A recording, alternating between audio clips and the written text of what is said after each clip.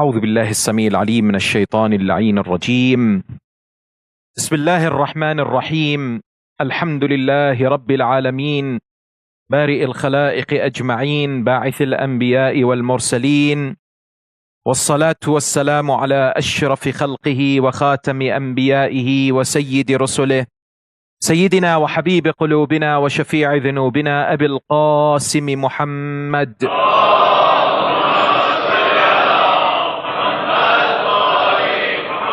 وعلى أهل بيته الطيبين الطاهرين المعصومين المطهرين المكرمين. السلام عليك سيدي ومولاي يا أبا عبد الله، وعلى الأرواح التي حلت بفنائك، عليك مني سلام الله أبدا ما بقيت وبقي الليل والنهار، ولا جعله الله آخر العهد مني لزيارتكم. السلام على الحسين وعلى علي بن الحسين وعلى أولاد الحسين وعلى أصحاب الحسين جميعا ورحمة الله وبركاته. صلوات.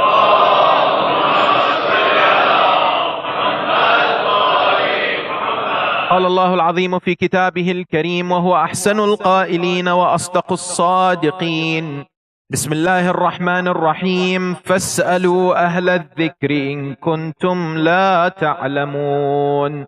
آمنا بالله، صدق الله العلي العظيم.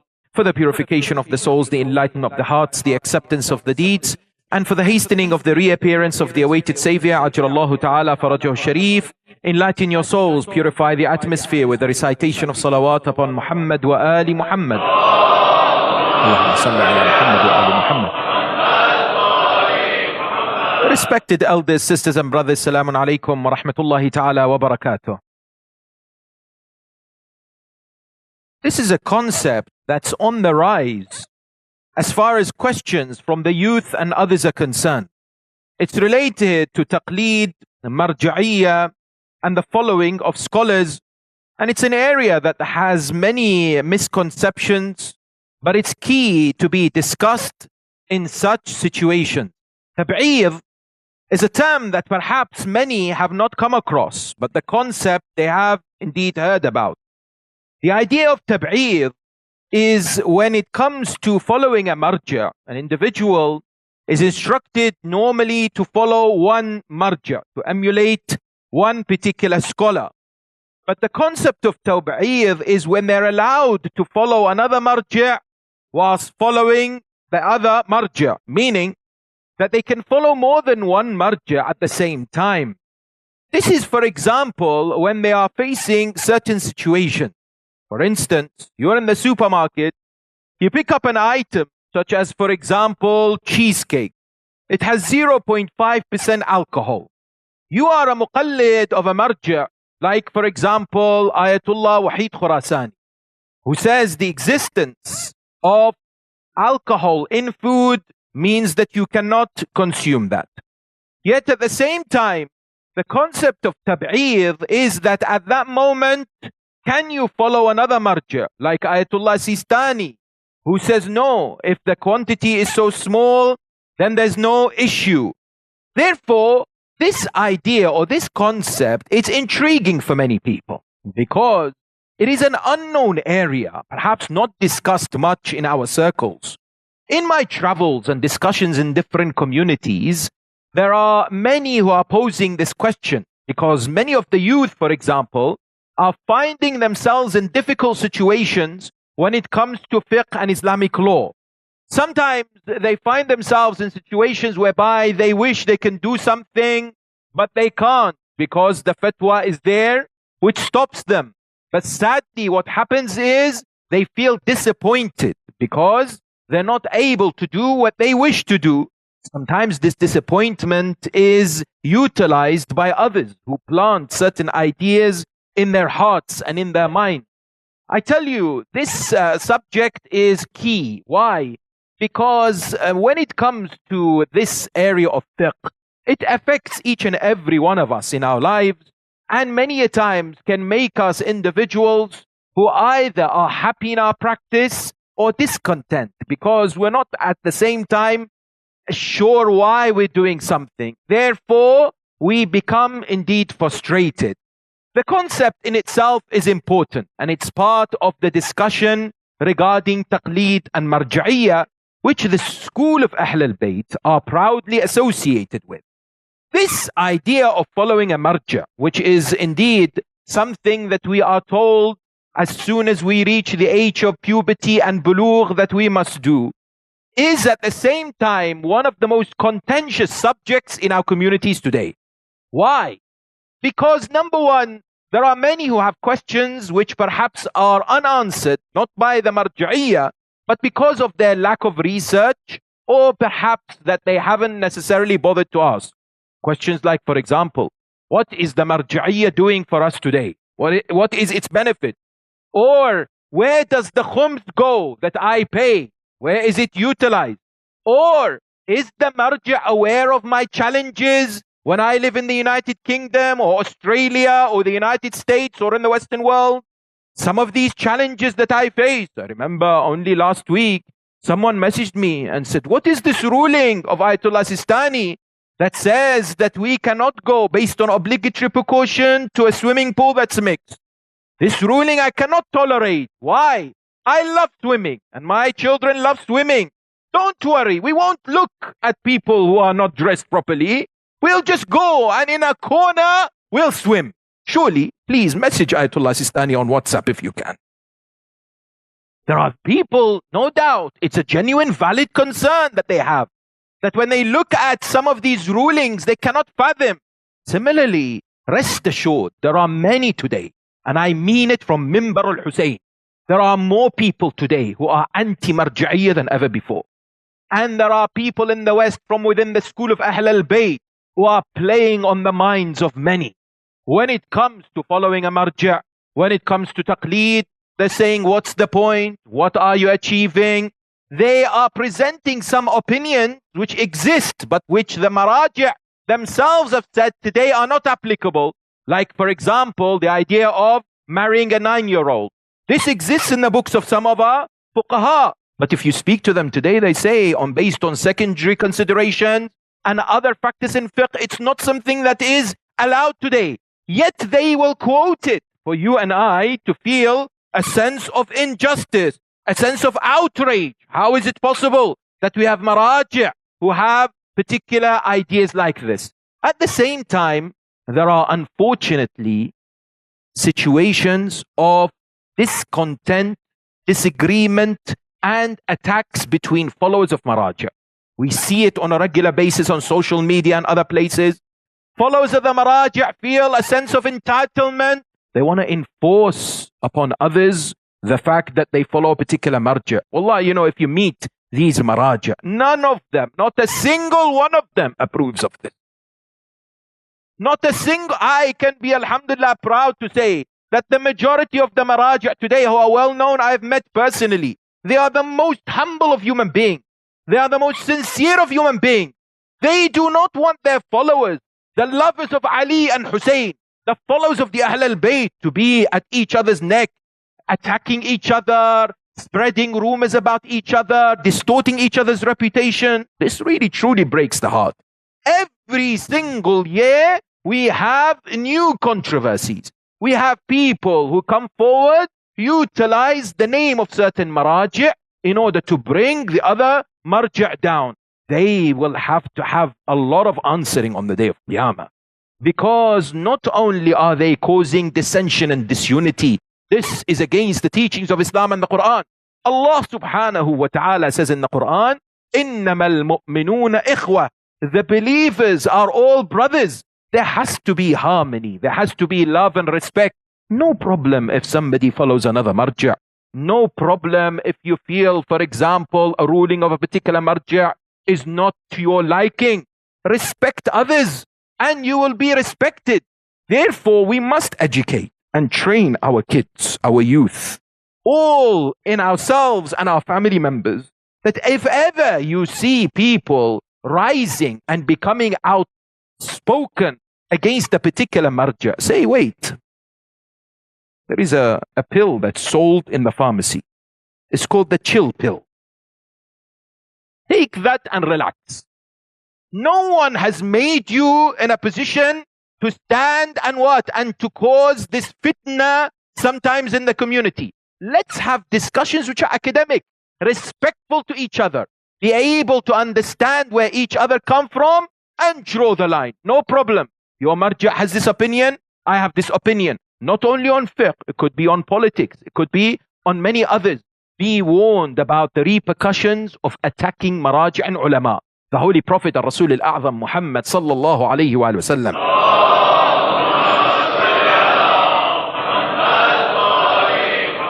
In a hadith he says, Ala man ahana aliman faqad ahanani. Verily, anyone who disrespects a scholar disrespects me. وَمَنْ أَهَانَنِي فَقَدْ أَهَانَ اللَّهِ. If you disrespect me, you disrespect Allah and insult Allah. وَمَنْ أَهَانَ اللَّهِ فَمَصِيرُهُ إِلَى النَّارِ. And if you disrespect Allah, then you will end up in Jahannam. Then he says, وَمَنْ أَكْرَمَ عَالِمًا فَقَدْ أَكْرَمَنِي. If you honor and respect a scholar, you're respecting me. And if you're respecting me, you're respecting God. And if you're respecting God, your place is in Jannah. Therefore, there are clear indications. Sometimes some of us sitting here and those watching say, Alhamdulillah, I have never attacked the marja'. I have never said anything about the Maulana except some English speakers. Yes, I have not said anything about any of the Ayatullahs. But maybe there is a hidden way in which we are disrespecting marja'iyya and ulama. Which way? It's called al-istighfafu bil-fatwa, to belittle the ruling. These rulings and the opinions of ulama, whether we like it or not, have a degree of sanctity. These scholars, sometimes, wallah, I'm surprised when I hear some of the comments on social media and what people tell me about a ruling of Ayatullah X and Ayatullah Y. I say to them, brother or sister, it's not that the marja' woke up in the morning, didn't have his Nutella or Weetabix and then made this fatwa. He spends several years to derive a particular law from Quran and Sunnah, from the aql, from the ijma' that leads towards the opinion of the Ahl al-Bayt. Be respectful of the fatwa. You don't like it? Leave it. No one is asking you, if you're not following that particular marja', to be able to somehow dissect it and speak about it. A particular marja' has an opinion, for example, when do you break your fast? In the holy month of Ramadan. Another particular marja' has an opinion regarding smoking. Another. You and I must have integrity and honor to be able to be respectful and not to belittle and mock. Wallah, sometimes I hear these jokes. Jokes are circulated about maraji' and their opinion.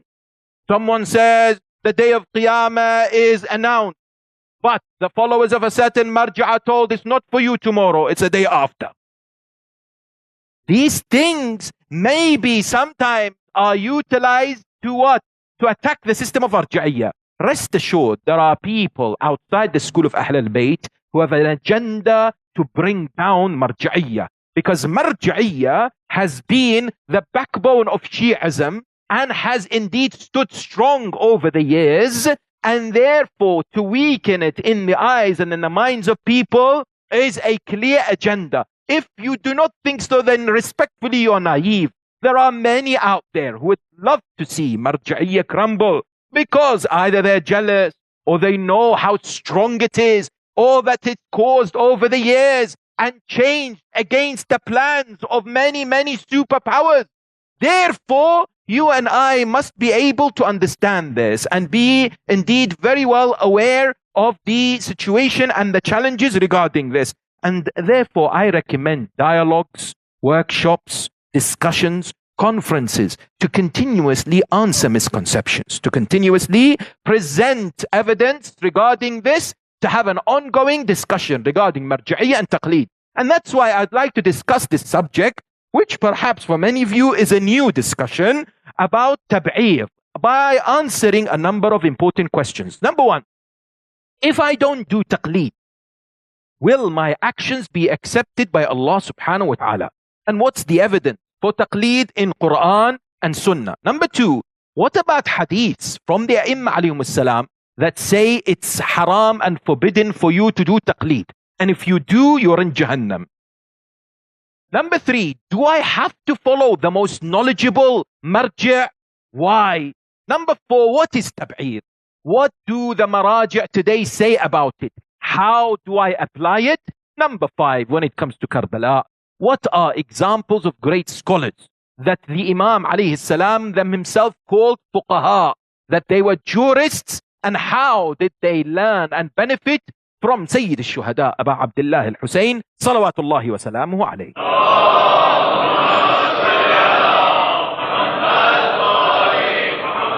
A necklace in Arabic is called qilada.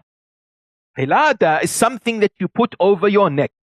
And the word comes from the verb qallad, which means to somehow wear it, to take it and place it on one's shoulders. Taqleed comes from this. Taqleed is when I place the responsibility of deriving Islamic law on the shoulders of a faqih, of a jurist who has the responsibility in doing so. So that means without necessarily asking him the evidence. For example, he comes forward and says to me that, for instance, smoking is haram. I, as a muqallid, somebody who has trusted him based on his knowledge and expertise, I am not necessarily in the position to ask. Yes, I may be able to ask, but I don't have to ask. Why? Because in the world of jurisprudence, I cannot derive this law because I am inexperienced and do not have the necessary knowledge.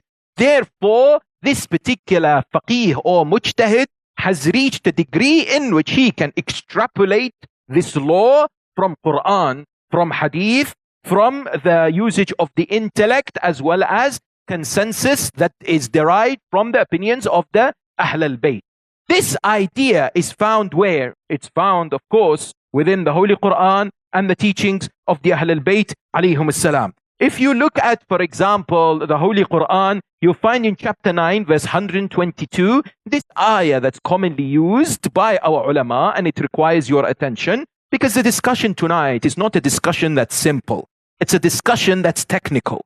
And a technical discussion requires you to be in tune so that you can benefit. The more that you can indeed understand, the more you can benefit and have these discussions together. This ayah in chapter 9, Surah Tawbah, verse 122 says what? Bismillah ar-Rahman ar-Rahim. وَمَا كَانَ الْمُؤْمِنُونَ لِيَنْفِرُوا كَافَّةً. It is not for the believers to all go out to seek a particular type of knowledge. فَلَوْلَا نَفَرَ مِنْ كُلِّ فِرْقَةٍ مِّنْهُمْ طَائِفَةً لِيَتَفَقَّهُوا فِي الدِّينِ. What is required is amongst them a group, some emerge and they become experts in deen, in religion. Seek faqaha, to be able to learn the laws of religion.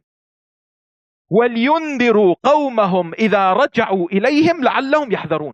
However, them learning doesn't stop there. They have to go back to their community. And when they go back to the community, they must warn their community, use their knowledge in order to be able to disseminate whatever they have learned. That's why when this ayah is looked at, many of the ulama, like Ayatollah Khou'i rahimahullah, say there is no doubt as far as this ayah and the riwayat are concerned, that we have indeed enough evidence through reliable sources that taqleed is obligatory. In which way? If you look at, for example, the hadith from Imam Al-Hasan Al-Askari, salawatullahi wa salamu alayhi.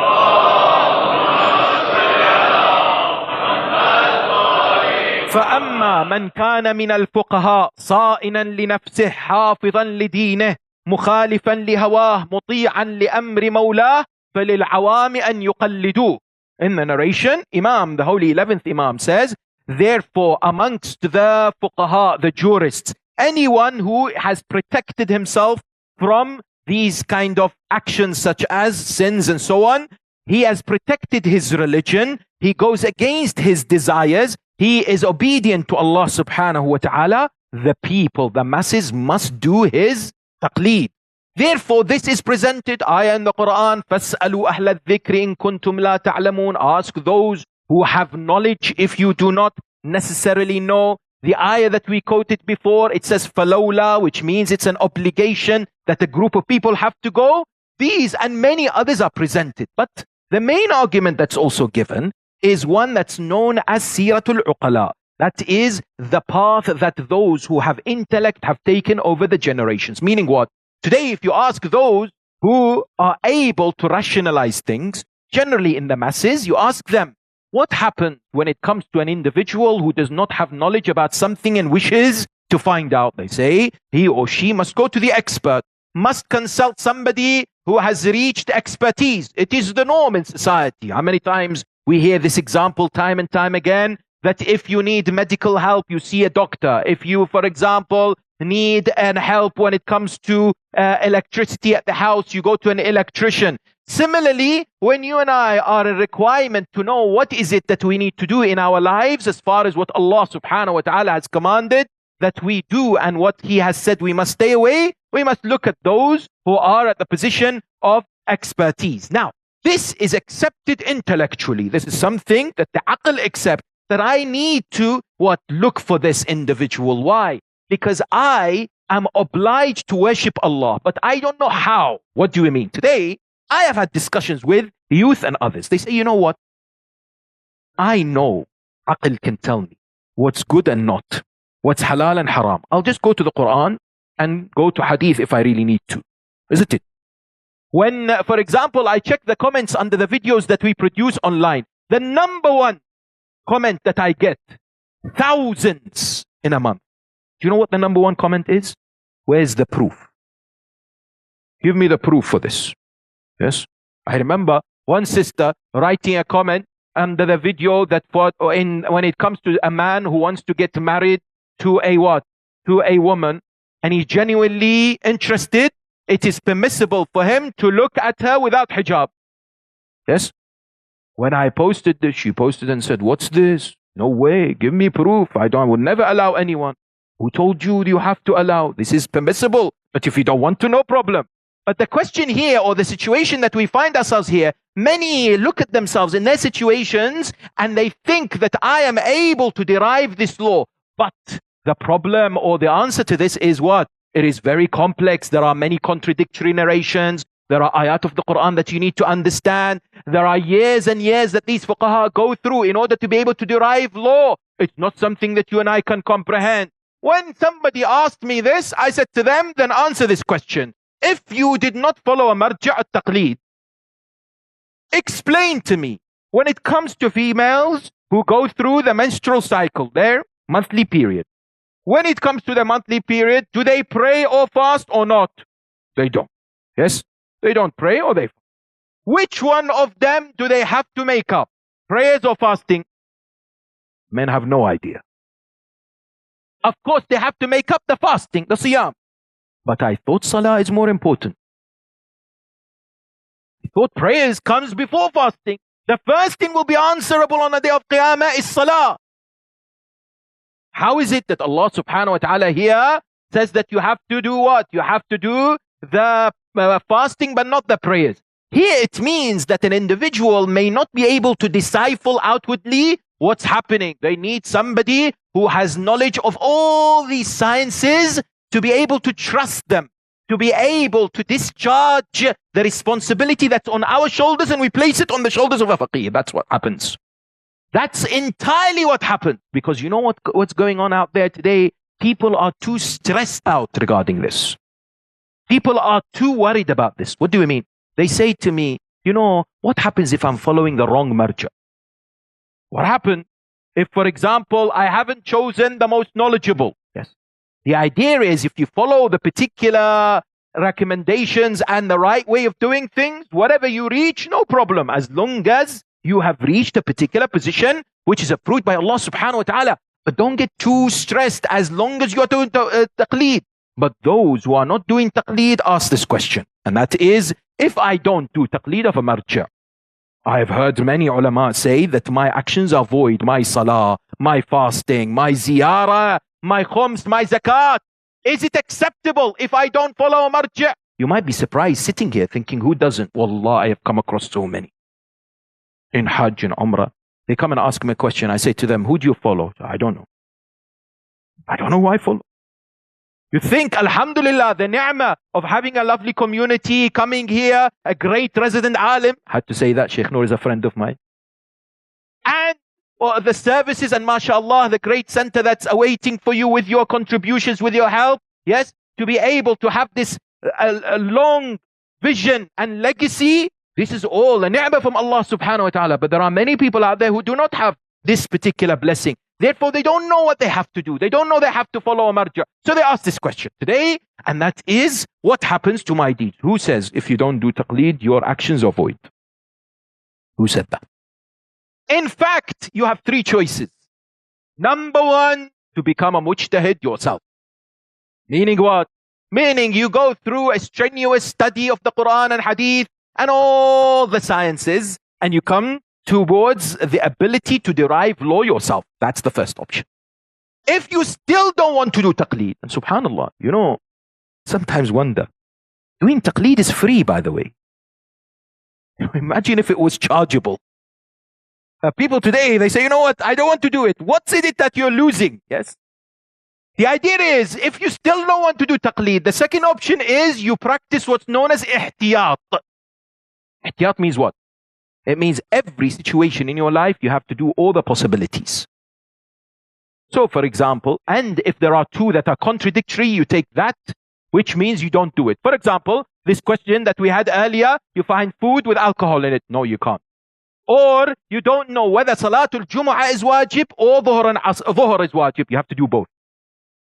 So you don't necessarily go for the easy option, you go for the hard option, or in cases where you can combine the two options, you must do both options. And the third option is to indeed follow a marja. That's why when it comes to this, it's of the utmost importance that we recognize that if I am not willing to go down the path of the first option and the second option, the question is, how will then I be able to justify on the day of Qiyamah before Allah why I do certain things and I performed my action in a certain way? I need to be able to say to him, Ya Rabbil Alameen, I got to this conclusion based on this. I reached this conclusion based on this. Because at the end of the day, I need to be able to justify. When I have debates with people who are anti-marja'iyya, anti-taqleed, I say to them, listen, once again, take a chill pill, and if you don't want to do taqleed, that's entirely up to you, but don't go out there and tell people don't do taqleed. That's your decision. But be ready for the day of Qiyamah. What answers are you going to give to Allah subhanahu wa ta'ala? He'll say to you, why did you choose to, for example, when you went to Hajj, why did you choose to do the pelting of the pillar of shaitan on the second or the third floor? Why? Who gave you permission to do so?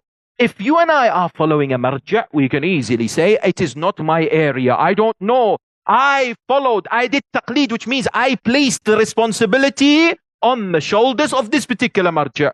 Now, the responsibility is with regards to the actual ruling, not the execution of it. The execution is my responsibility. But how I perform certain actions and tasks will ultimately be in regards to what? In regards to what my marja' says. The question here is, what are the qualities of a marja' that I need to follow? How do I know which qualities that I must follow? The marja' that I need to follow has to have what? Number one, bulugh, which means they have to not be a child. Number two, they have to be an individual who is male. They have to be Shia Ithna Ashari.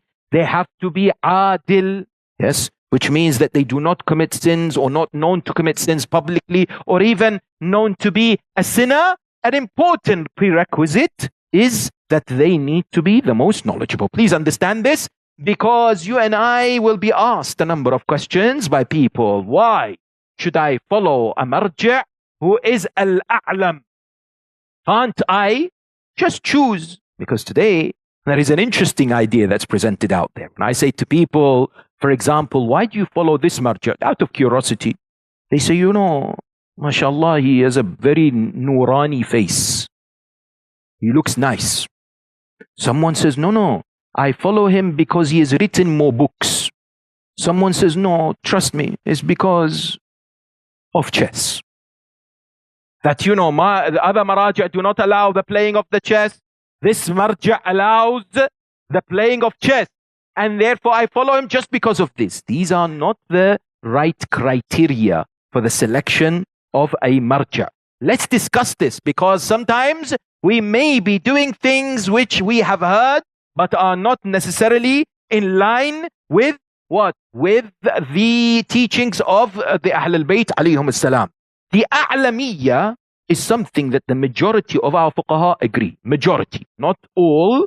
The majority believe that you and I must be following a marja' that is the most knowledgeable. They say, number one evidence for this is what? Is the idea that today when we want something, we go for the best.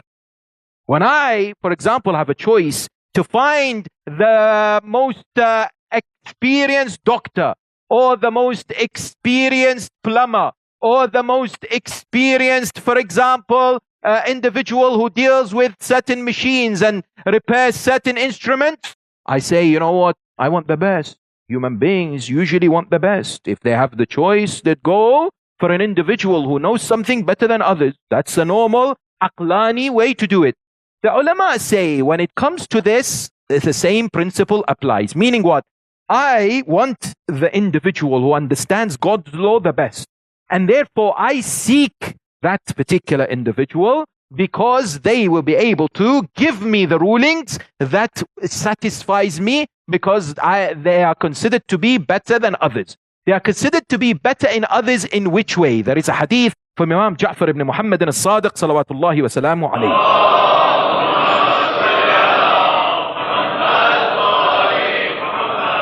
This hadith is regarding an individual who came to him and said to him, Yabna Rasulillah, there are two of the companions of yours, or two individuals giving rulings. And there is a dispute. With whom should I follow? Of whom should I be an individual that I listen to? He would come forward and say, Afqahahum, A'lamahum, the most knowledgeable of them, the most God-wary of them. Make sure that you indeed follow that particular individual or listen to the ruling of that particular individual. Question: did the Imam himself also say in this particular regard and in the subject of taqleed, did he say that you must not do taqleed? Yes. This is also the hadith that is found from the sixth Imam, Ja'far ibn Muhammad al-Sadiq salawatullahi wa salamu alayhi.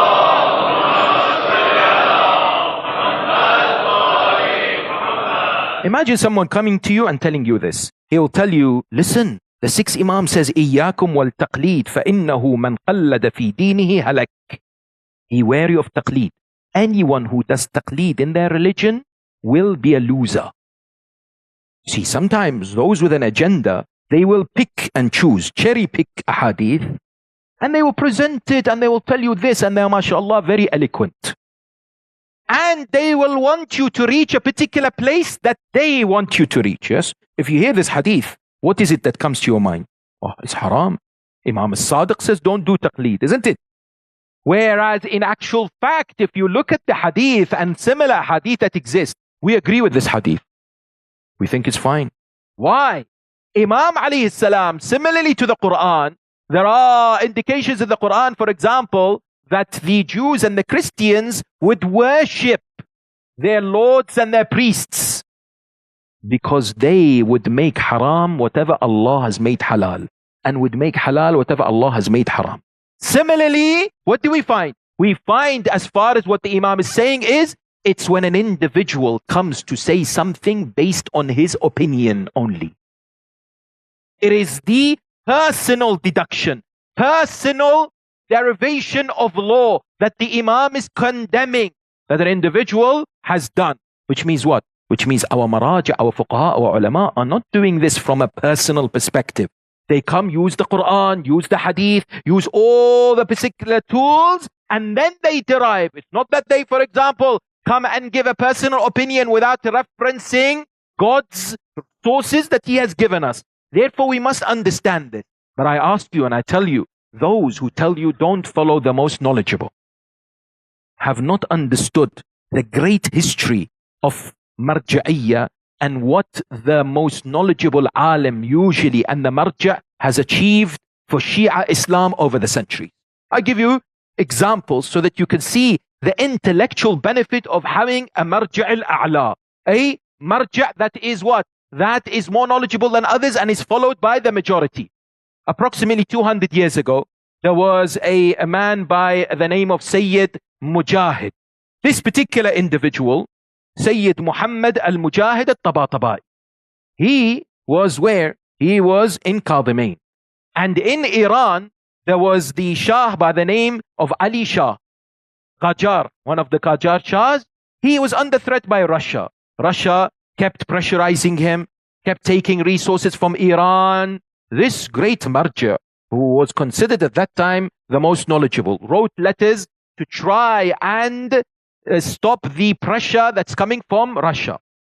What happened was, eventually, this was not enough. The Russians now were infiltrating the government in Iran at that time, approximately 200 years ago. This Sayyid Muhammad al-Mujahid al-Tabatabai decided to issue a fatwa that it's what? That it's not permissible to deal with the Russians under any circumstances. When this fatwa was issued, what did he do? He took 100 scholars from the houses in Iraq and went to Iran and stood at the battlefield. Said, I'm here ready to fight. They were given weapons. The marja', have you heard this before? The marja' stand and with other ulama and said, we will fight to defend the religion.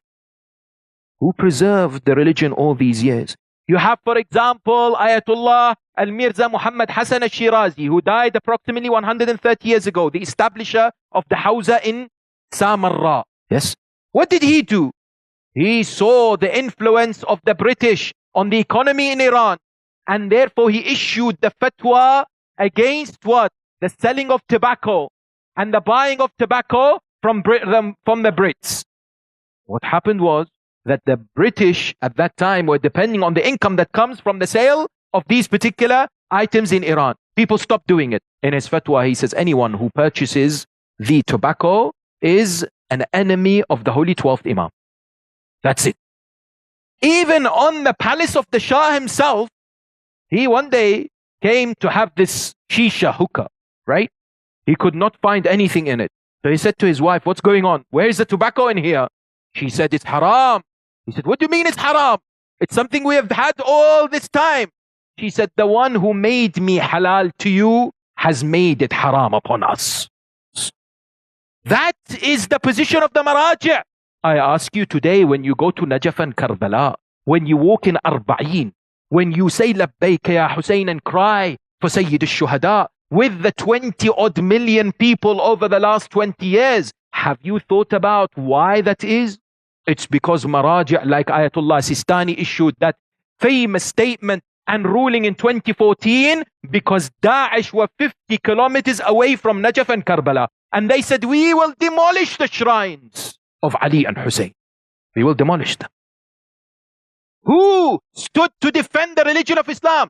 You say to me, very nice. But today, if we did not have a marja' al-a'la, if it was spread thin, so many different maraji', so many different people following different maraji', if one of them came out and said, listen, you've got to fight Daesh, what would happen? The same? No way. No way.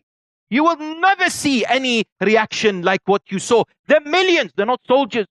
I met some of their families. They took whatever they had. Many of them were martyred because they're not experienced, but they were able to defend the shrines. They were able to defend Iraq. They were able to defend Tashayyu', and they defended humanity from the scum that was Daesh. Therefore, the idea of the a'lamiyya, the individual who is a'lam, is important. Question, how do I know someone is the most knowledgeable? What does it mean that they're most knowledgeable? They're most knowledgeable in deriving law, the istinbat process, which means They have to utilize the principles, the usul of fiqh in the best way. They have to know when it comes to contradiction, tazahum, how and what tools they should be using. They must be the most experienced to apply larger principles to smaller situations.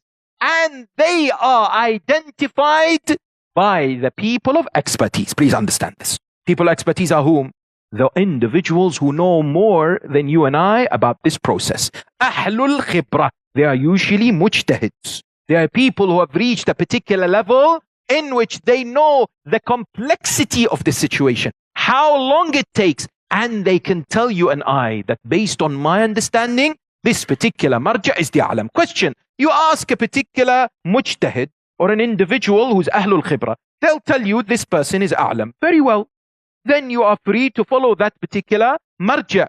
Don't be too stressed out that, you know what, maybe I am following the wrong marja. At the end of the day, as long as you follow this procedure, which is to what? Which is to identify ahlul khibra, then you'll be able to reach a good conclusion regarding following one. Now, when it comes to tab'id, please attention to this last part because it's of the utmost importance. Tab'id is when I decide or I ask the question, I am following, for example, Ayatollah Sistani.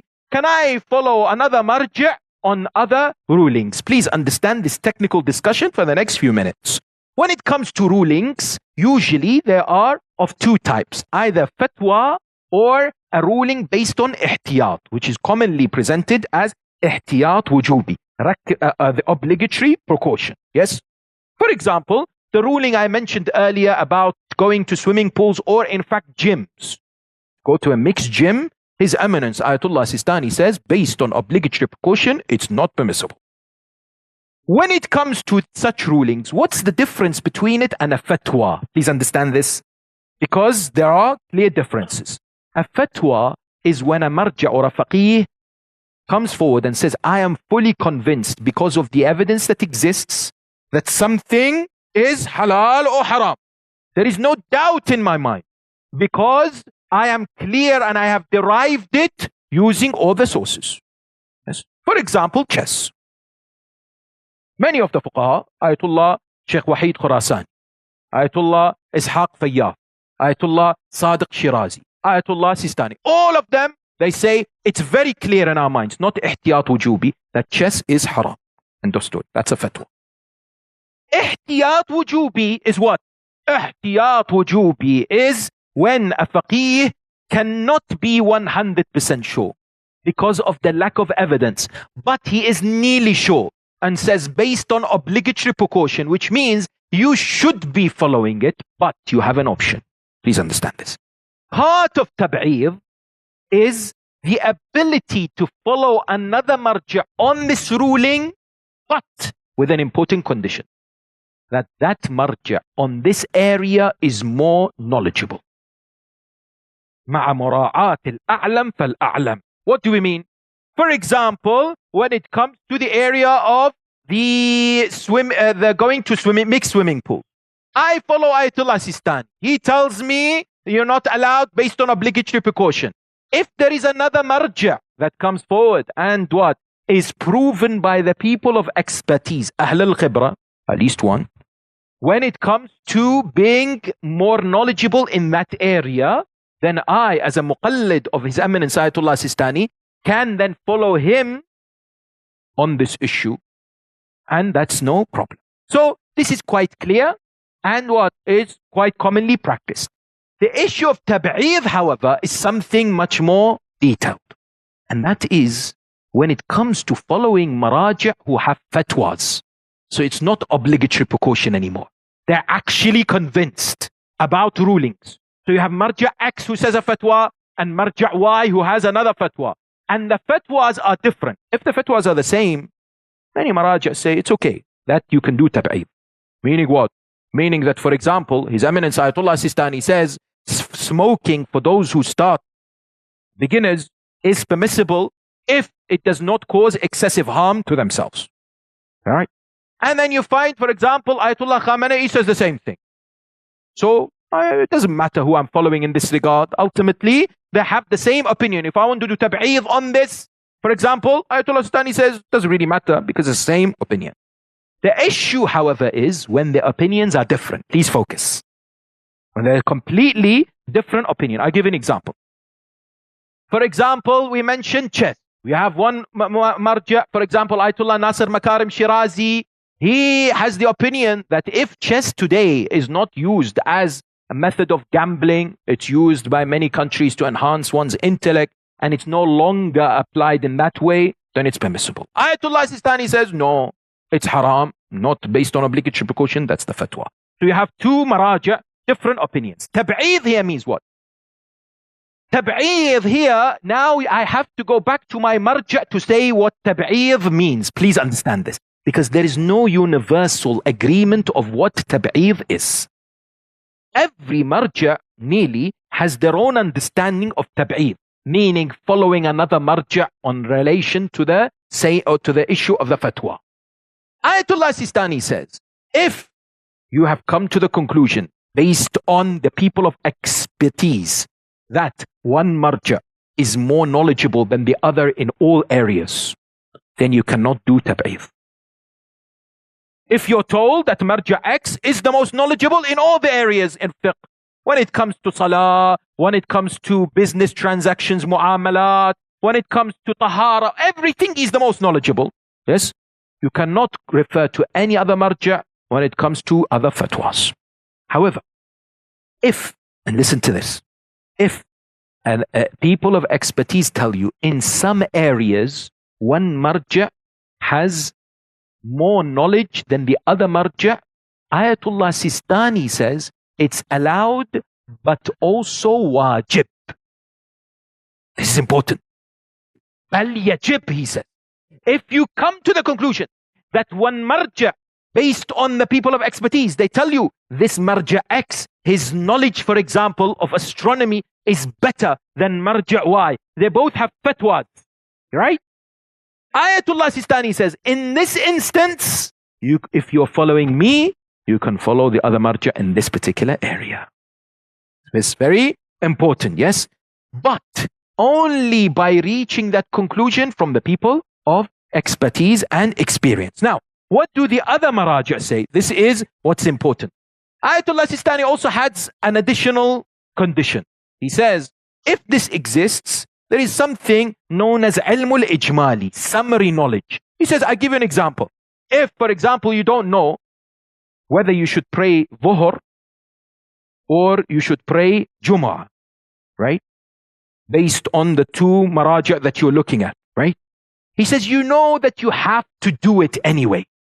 That there is obligation for you to do something. Either it's dhuhr or Jum'ah. He says, in that instance, when you know you have to do something, right? If you want to do tab'eed, you have to do both. But only in instances where you have knowledge, whereby you have to do something. Now, Ayatollah Khamenei, his opinion regarding tab'eed is it's permissible. And based on obligatory precaution, it's wajib if on a particular fatwa, you find another marja who is more knowledgeable on that particular area. Ayatollah Sa'id Hakim says it's not permissible. Ayatollah Khou'i, because I know some of us are muqallideen of Ayatollah Khou'i, he says it's not permissible. Not permissible to do tab'eed, to pick and to go to different maraj. And he has his own deduction, because he says if somebody goes to another marja on a different, when they have differences of opinion, that renders their actions invalid, because you initially have decided to follow this marja based on the belief that they're the most knowledgeable. That's it. Even if there are areas that they're not the most knowledgeable, that shouldn't be the cause for you to choose another marja. Ayatollah Sadiq Shirazi says it is permissible, and if you think based on the people of expertise that somebody is more knowledgeable in a particular area, then you must follow that person in that area. Ayatollah Bashir Najafi says what? Says this is permissible, but it's very hard to apply in this day and age. Ayatollah Ishaq Fayyad says it is not permissible at all. And therefore you find that there's a plethora, there is a wide range of opinions with regards to tab'eed. The best option here is when an individual does ihtiyat. Ihtiyat is that when it comes to my marja, if I know that this marja and I have been given knowledge that this marja is the most knowledgeable, then I stick to his fatwa, then I stick to his opinion so that I can get that safety, I can get that particular itmi'nan. When it comes to Karbala, there were a number of important fuqaha and great scholars that Imam al-Hussein alayhi salam himself would indeed praise. There are people whom we have heard about, and there are people that we have indeed not heard about. Have you heard about an individual by the name of Anas ibn Kahil al-Asadi, Ridwanullahi ta'ala alayh? Anas was whom? Anas was an individual who was a companion of the Prophet of Islam. Anas was a man who was elderly on the day of Ashura. He was so old that he had to hold his eyebrows from covering his face. He is the one who narrates the hadith of the Holy Prophet who said that anyone who sees that my son Hussein will be slaughtered on a plains known as Karbala, you must support him if you ever see him or in that particular place. Therefore, Anas would give his life for the sake of Allah, fighting alongside Sayyid al-Shuhada. He was an individual who before martyrdom went to the La'in Umar bin Sa'ad. When he went to Umar bin Sa'ad, he said to him, stood in front of him, did not say salam. Umar bin Sa'ad said, am I not a Muslim? Why are you not saying salam to me? Anas said, it's because you are here to kill the grandson of the Holy Prophet. How dare you? Do you not know what crime you're about to commit?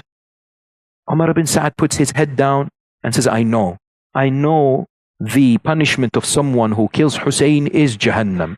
But what can I do? I have to execute the commands of the Amir. You have this individual, you have another individual by the name of Burayr al-Hamdani, a great man. Burayr was a scholar in his own right, a companion of Amir al-Mu'mineen, a person who was a mufassir of the Quran. He also spoke to Umar bin Sa'ad. He would actually joke with people, other companions before Shahada. He says, you know what? Is Jannah. Jannah is waiting for us. We're about to embrace the paradise very, very soon. He was an individual who was amongst those who did a mubahala on the day of Ashura. Meaning what? There was a man by the name of Yazid ibn Ma'qal from the army of Yazid. On the day of Ashura, what happened was Burayr was advising and giving counsel to those individuals in the army of Yazid. So when he spoke to them, one of them emerged. He said, who are you? He said, I am Burayr. He said, you are Burayr. I am Yazid ibn Ma'qal.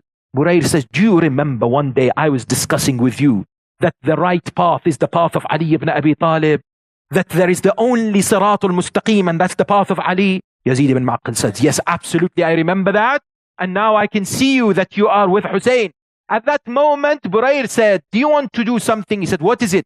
He said, let's pray to Allah to punish the one who is wrong here, just now. Yazid ibn Ma'qal said, very well, let's do so. So they raise their hands, they do a mubahala. And so Burayr says, Ya Allah, inflict your punishment on any one of us who is wrong. Yazid said, Ameen. They pick up the sword, they start to fight against each other. At the first instance, Yazid hits Burayr very lightly on his head, but nothing happens. But whilst he's doing this, very bravely, Burayr lunges towards him and strikes his sword on his head, to the extent that the riwayah says it was very difficult to take the sword from the head. It had split his head into two, and he fell on the ground, and he was punished at that particular moment. These are individuals who are not only fuqaha, but they displayed such courage and valor. But there is no doubt that amongst the greatest of the scholars on the day of Ashura, who is not from the members of the family of the Holy Prophet, was this man, Habib ibn Mudahir al-Asadi, Ridwanullahi ta'ala alayh. What a man Habib is. If you read his biography, if you read his story, if you read his dedication and his devotion, 75 years of age, a scholar in his own right, a person who would complete the Quran entirely in one night. Habib ibn Mudahir was a man in Kufa who supported Muslim ibn Aqil, who fought hard to spread the message of the Imam in Kufa.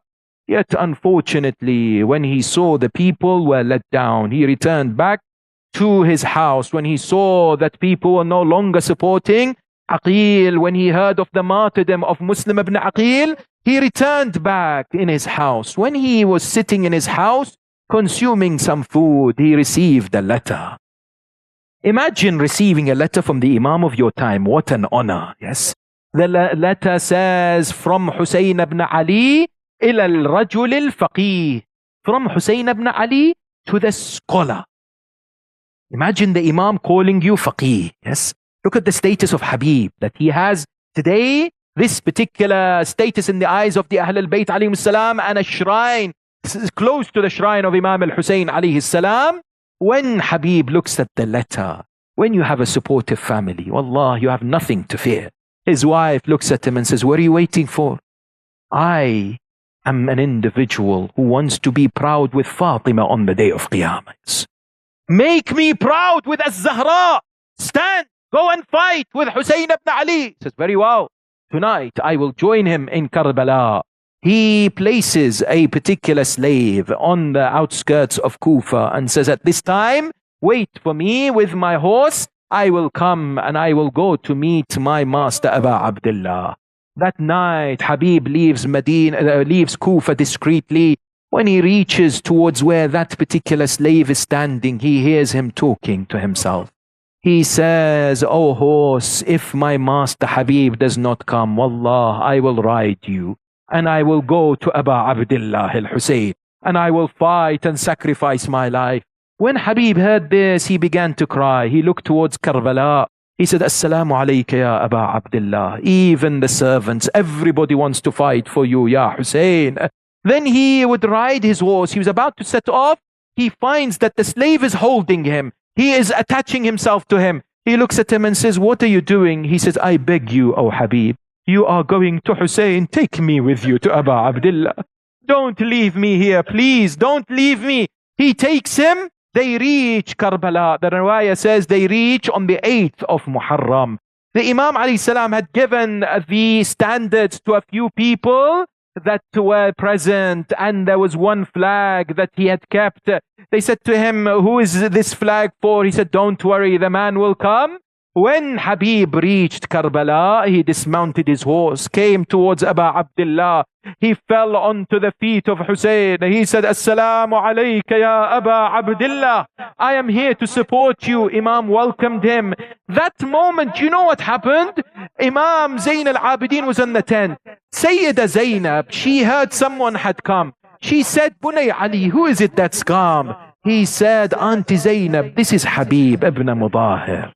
Yes. When she heard this, she said, please send him my salam. Someone came out of the tent, came to Habib and said, the daughter of Ali sends salam upon you. That moment when he said this, Habib fell on the ground. The riwayah says he took soil from the land of Karbala, began to cover his face. Then he slapped his face. He said, who am I? And Zainab says salam to me. Who am I deserving for Zainab, the daughter of Ali, to greet me? Then he asked permission from Imam al-Hussein. Let me go and say salam to the daughter of Ali. He is given permission. He stands outside the tent. He says to her, Assalamu alayki ya bint Amir al-Mu'mineen. I've come here to fight, to defend your brother Aba Abdullah. Sayyida Zainab responds. She prays for him. This was Habib ibn Mudahir, ready for Shahada, ready to sacrifice his life. Muslim ibn Awsajah, his friend, however, was amongst the first to give his life on the day of Ashura. Imagine this moment that Habib goes to Muslim. Muslim is dying, his last breaths. Habib says to him, Muslim, do you have any advice? Do you want me to do anything? Is there a will? I am only going to live for a few more minutes. I wish I could live long so that I could do whatever you ask me. Muslim said, yes, there is one thing. He looks at Aba Abdullah. He raises his hands. He points to Hussein. He says, Habib, alayka bihada. Oh, Habib, please, this man. Make sure you protect him. Make sure you look after him. Make sure that you die before him. Look at the shuhada, the ashab al-Hussein. All they think about is Aba Abdullah al-Hussein. That's why Habib ibn Mudahir on the day of Ashura fought valiantly with courage. He fought with conviction. When it came to the last moments of his life, the riwayah says he was stabbed on his shoulders. A man came and struck him on his head. He called out, Alayka minni salam Aba Abdullah. You know, one feature of Imam al-Hussein is he went to many of his companions. He would sit next to them, bid farewell to them. He went to Habib, he went to Muslim, he went to Burair, he went to John. When he sat next to Habib, he said, "Oh Habib, may Allah bless you. You used to finish the Quran entirely in one night." I ask you, Hussein goes to the companions of his. Who came to Hussein when he was alone? Yes. Who consoled Abu Abdullah when he was on the plains of Karbala? Hussein, Hussein. Habib ibn Mudahir's head is carried on a spear. In Kufa, it's being carried. His son comes out of the house. He looks at the head of his father. He rushes towards his mother. He says, "Mother, mother, they have slaughtered our father." This mother, this wife of Habib comes out and says, "May Allah bless you, O Habib. You have made me proud on the day of Qiyamah with the mother of Hussein." I ask you, do you know what the son of Habib did? He paid some money in order to get the head of Habib and to look at it and to embrace it and to kiss it. I ask you, he did this for the head of Habib, but what did that la'een do to the head of Hussein? That eyes that were kissed by Rasulullah, that cheeks that were kissed by Fatima. He takes out a stick and he pokes the head of Abu Abdullah. He pokes the eyes of Hussein. He hits the slaps the cheeks of Hussein. ألا لعنة الله على القوم الظالمين وسيعلم الذين ظلموا أي منقلب ينقلبون والعاقبة للمتقين.